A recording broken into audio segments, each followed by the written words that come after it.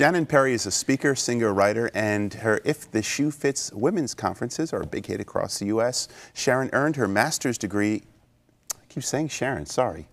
Shannon earned her master's degree in education with an emphasis in counseling and taught in the public school system for 14 years before entering full-time ministry, and her musical prowess has led to performances with the Houston Symphony Orchestra, and she's even appeared at Carnegie Hall. Shannon Perry. Good to have you with us. Thank you, Stephanie. I mean, Stephan, it's great to be with you. You feel free. I'm kidding. You know, I've got this written down in letters right in front of me, and I'm still messing it up. It happens all the time. Yeah. Sharon, Shannon, I answer to anything. Me too. Stephan, Stephen, Stephanie, yeah, it'll all work. Tell us a little bit about If the Shoe Fits. Well, If the Shoe Fits is a women's conference, and it is tailor-made with four different events, and each one is tailor-made for women for the topics that I felt like were important in the issue of women's lives today. And how I wrote this, my husband was diagnosed with cancer 2 years ago.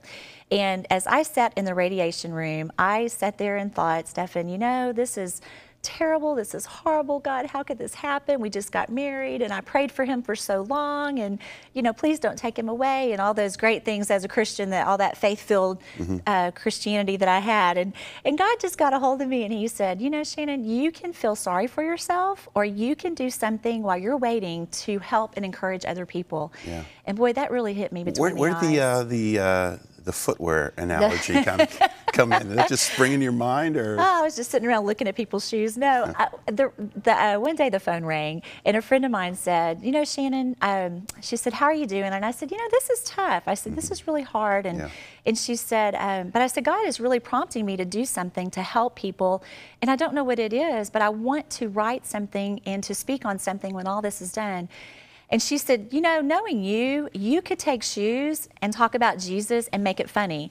And so I thought, you know what, I could, and I did. Yeah. And it has been an amazing blessing to women. And as I sat in the radiation room and just listened to people's conversations and what they were talking about, Stephan, I really just was so amazed at some of the material that I got from sitting in there, because it wasn't in the waiting room while your husband is undergoing radiation treatment. He was going under radiation treatment, and I just listened to the conversations going on around me, and the thing that I heard the most was all about the people, how much time they wish that they would have spent with their family, and how much more they wish that they would have spent doing things with the people in their lives. It wasn't about work. It wasn't about, oh, I wish I would have, you know, redecorated my house, and all those things are wonderful in and of themselves. But I think sometimes we get so obsessed with our work or with things, and I know that's something I even work on balancing. And as I listened, it hit me. We need to get back to the core issue of what life is really all about. And as women, especially, and men are too, we're so busy. Yeah. And life is so complicated sometimes. Yeah. And so I began thinking about the different things that I felt like would be important to women. And shoes balance. Was right up there. Shoes was right up there, you know. Don't open my closet. But shoes was right up there. And the first one was about balance and purpose. You know, balancing our life is very, very difficult. We have everything that from soccer to baseball to dance, and our kids are busy. And even if they're not at home anymore, we have busy lives. And so God began to speak to me about what balance would look like in my life. And he said, what is your purpose? And really, I found that there are three things that were a purpose in my life, why God created me. You know, he created each of us with a purpose, and no one else can ever fulfill the purpose that God created us for except for us. Yeah.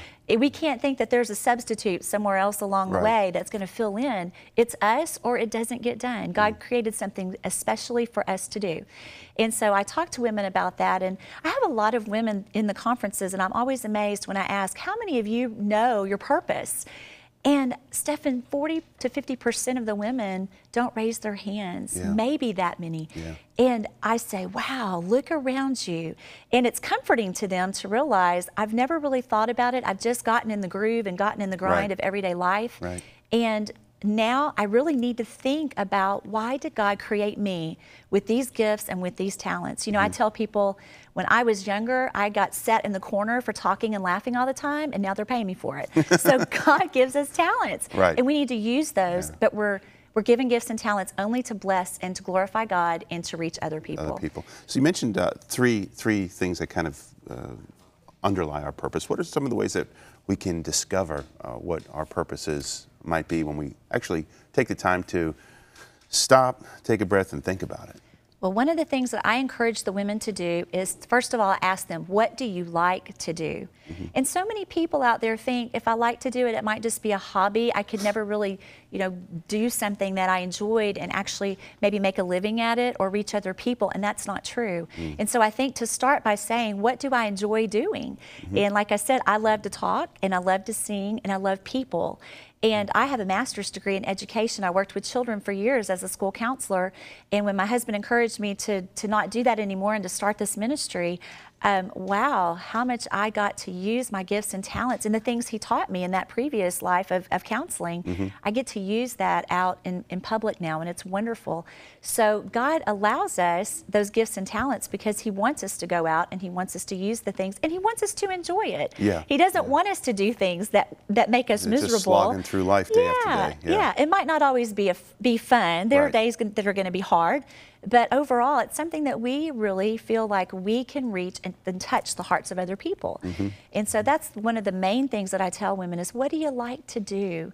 And of course, there's always reasons. I don't have the money. I don't have, well. Yeah, because there's just a bit of risk there and stepping out. And you left 14 years of teaching, where your education, your credentials, master's degree and all, to start something really from scratch, brand new. That's right. I remember the day after I quit my job, I was sitting on the end of the bed upstairs in my bedroom where I was going to start my office, and I sat there and I literally said, okay, God, what now? Because I had no idea. And starting my own business, my husband's a great businessman, and he taught me so much about how to manage a business, and I didn't know anything about it. I just thought that it was kind of like school. Teachers, everybody would walk in and like you and would be nice to you, and it would just be so easy. And do what you say. Do your homework. And they would love you and think you're so fun, and I'd bring you treats and bring you food, and it hasn't quite been like that. There have been some of those moments, but overall, I just I've learned so much from doing that, and it's a huge risk.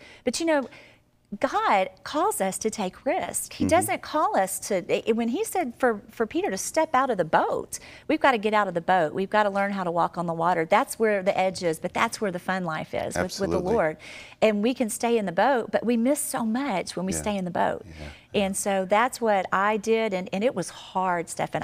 There have been many days that I've said, you know what, I'm not doing this anymore, God. You must have called the wrong girl. But he didn't. And he continually reminds me every day by little things that you're the girl I called, and there's a purpose for your life, and you're the reason that the reason I put those gifts and talents in inside you. Is when I get emails from women or emails from men, and they say what you said or what you sang. It changed my life. I got a letter from someone in India yesterday that was reading an article from a crosswalk article that I write for, and in India, it just came through on my phone, and I just leaned over in the plane and I said, "Look at this! Isn't this awesome? That we can use our gifts to touch." So it's been great. And it's an adventure. We're going to be back with Shannon Perry in just a moment.